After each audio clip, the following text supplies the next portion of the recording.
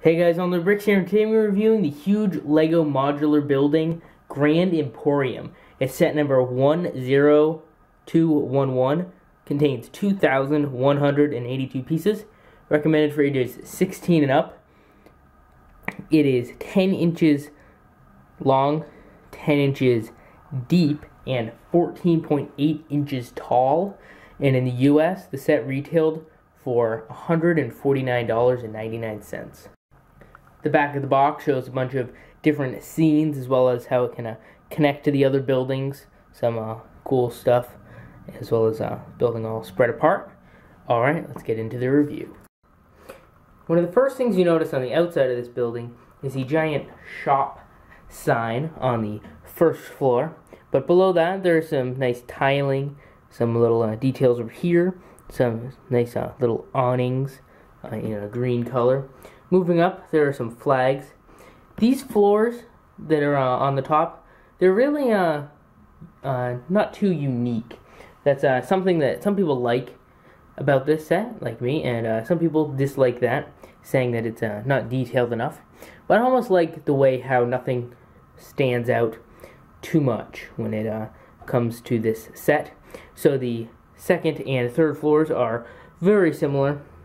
And then on the roof, it's somewhat generic looking, but it's really just a lot of the same pieces over and over again, which comes out with this nice little look where nothing really stands out and it all just looks really impressive looking together. One more thing, right at the top there is a billboard, which looks pretty cool because it's supposed to be a little Lego minifigure head with a present, as well as there are some little lights right there, and that just connects right at the back on a little piece right there. Don't want to get too much into the top roof, we'll do that last, but on the side there is a little windshield wiper where one of our minifigs is washing the windows.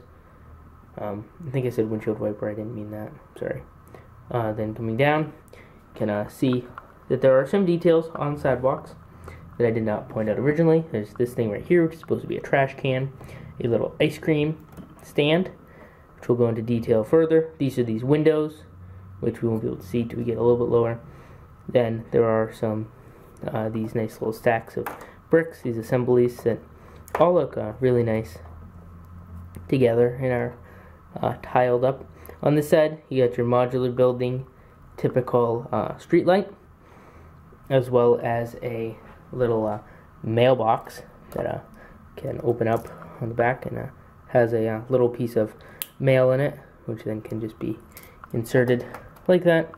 And there are some flowers up on the opening of the building. Getting down a little bit lower to the sidewalk of this building allows you to see a little bit more of the ground details. Also that the window, which are like what the minifigs would see, so the attention-grabbing outfits right here for a bride and groom, and little mannequins. Right here is the front door, which is a spinning revolving door, which is built very very nicely. Actually, it seems to be stuck a little bit off center right there, but that's okay. Then on this side, better look at that little ice cream stand, which opens up and just like that, and a little figure can actually hold on to it. Comes with one of those older style. This is how they used to do ice cream, because it's a ice cream in a golden wine glass. Because when the time of this set's release, the ice cream cone piece was not around yet, because that certainly would have been used if that was around. Inside there, you can see, maybe you can't see, but there are some little hats on display. It's a little bit dark in there, but just putting that back. That's really it for the outside details. Moving up a little bit higher, you can see how the nice shop sign was built. It's built like that. It's pretty nice, and then just clipped on at this angle that makes it look pretty nice.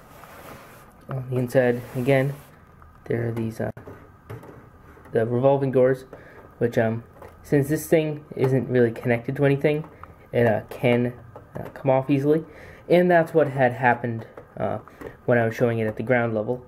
It had come off, but it's not really too hard to fix like that. It's pretty easy. and then those are the hats that were on display before, and those are the mannequins over there. You can see some perfume items, those are supposed to be right there. On this side there are some pants right there, children's or kids pants in a purple color, and then there are some capes which are on this rack to represent like a changing room area. And so those are for, so you'd slide them over to get in, and then then close them up for privacy. Over here there's a nice cash register, which is nice and big, and actually underneath the cash register there are some jewels, which I just lifted that up to show you better. There's a back entrance, which is how the employees would get in, right there, which is a little glass door. There's actually an overhang right there, so if you see when the rest of the building is set on top, it is square in the back, but that still lets there be a little bit of access. There's a trash can back here as well, but really nothing else. However, if it was connected to some other modular buildings, then you would be able to see. There is a single escalator for how you get up, which is pretty nice given the space. You can go under it, and the build is quite nice for that escalator, and that would lead you up to what would be the second floor. So let's just put that on right now. So the second floor is that one with the flags. I already really showed you the exterior detail, but as I'm putting it on, it's a good chance to show you that there are actually no studs on this entire thing. They use the fact that the escalator pops up, this row along here, and these slope pieces facing inwards, and the way this is decorated with plates on the bottom, so that this can actually place on and not slide off with no aid of studs in there. You can see how the escalator looks. This actually looks extremely nice, the way the escalator comes up, and then there's another escalator going up, so okay, you walk around. The whole thing is quite nice right there. So the windows look on the inside. It's green windows. There are a ton of these. It's kind of repetitive building, but it's fun because what ends up out is good. There are some displays here. This one has two golden bowls, which are kind of like not a full chrome, but kind of like a golden spray kind of on it. It is like a golden paint was sprayed on here. It's not like the pearl gold color. Then there are these green goblets, as well as the clear wine glasses right there for purchase. So not really too much in means of decoration, because that's really it for this level. But it's really okay, because you don't need too much, because it is Lego. And moving up onto the next level is the kids section. And now since this building is so tall, needs to bring this up a little bit taller. On the inside of here, you can see it comes up, but since this is the last floor, there is no another escalator. You can see there's a little house, which maybe that's supposed to be a Lego house. There's some balls, little bouncy balls or beach balls kind of to play with, in a yellow and blue color. And then there's a little stool to go on, or maybe could also be a chair. And that is that little thing right there. So pretty cool little area. This is where the kids would want to come up to look at the toys and stuff. But again, no like area to show where there'd be any stock or anything. No like back room for this place. But the chandelier build is cool. So let's take a look at that separately. The way the chandelier is connected to the wall is by this little plug. So the chandelier isn't actually this little stick which plugs into the wall. So the chandelier isn't perfectly round, which was fixed in the brick bank, and so they finally did a better chandelier. Anyways, but the way that sticks on is like that.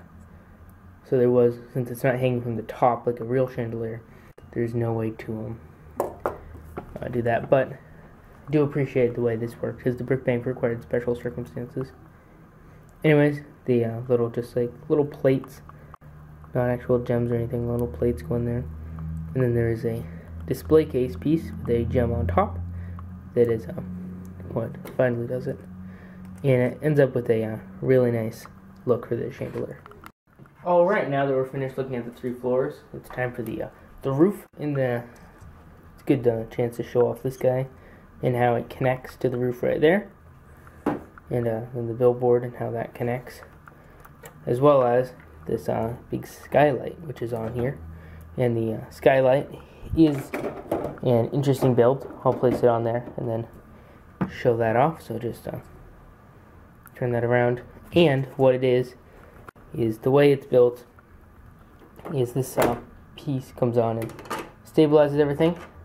Then once it's on like that, the pieces in the end have to be placed on to stabilize it further. And if those are removed, the whole section should just pop up like this.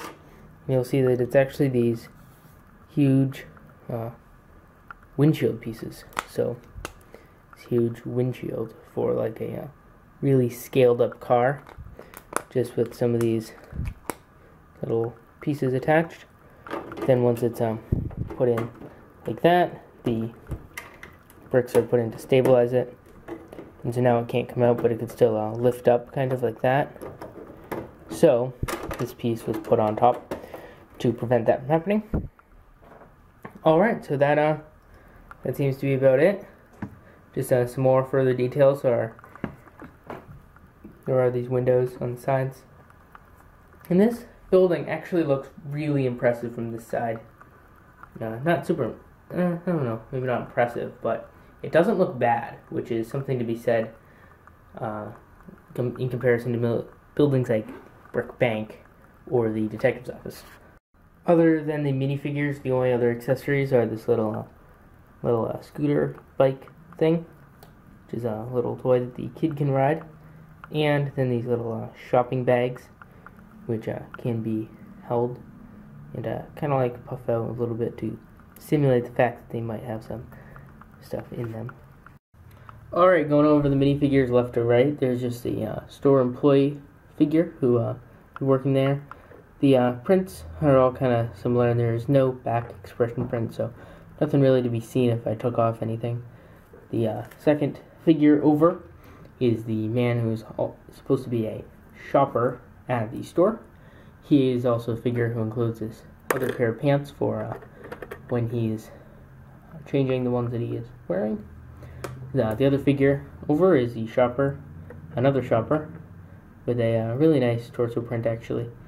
That works well for a city, with a necklace and a little bow tie with pretty useful green pants.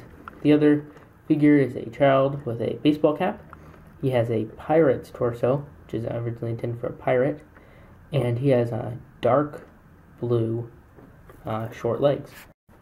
The final 2 figures are the 2 mannequins, as well as the construction worker. The mannequin on the left has the castle princess printing right there, the nice hairpiece, and the groom mannequin has actually a rare hairpiece, kind of, is the dark tan color for that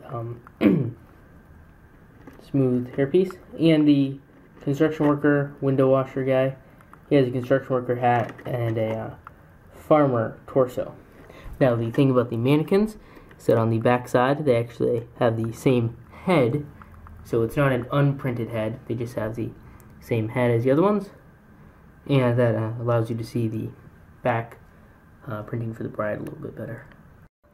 Alright, that's really the whole set in detail. I think the only thing left is to see what it looks like in my Lego city.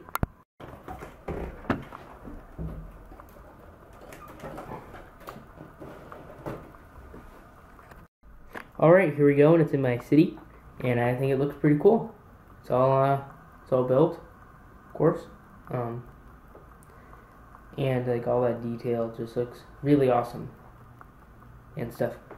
Anyways, remember to share your opinion of this set in the comment section down below. Leave a like as well as subscribe, and I'll see you guys later.